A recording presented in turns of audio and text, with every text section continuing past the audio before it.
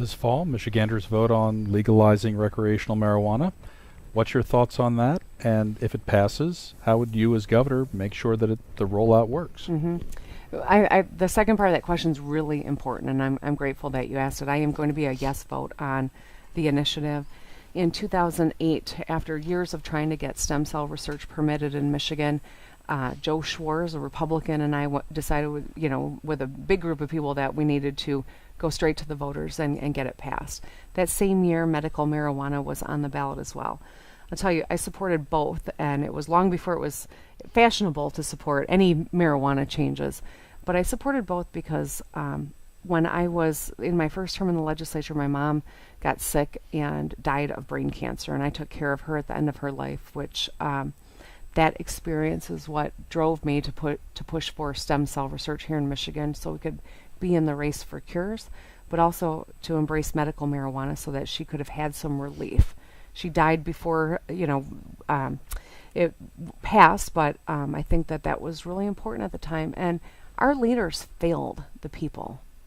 Our leaders frequently ignore the will of the public. Like when we rejected the emergency management law, they just pushed it through again with a gimmick to override the will of the people. And that happened on medicinal marijuana. They did not. Mike Cox and Bill Schuette never wanted to make it successful, and so they did not promulgate rules to ensure that it was, and the will of the people was respected.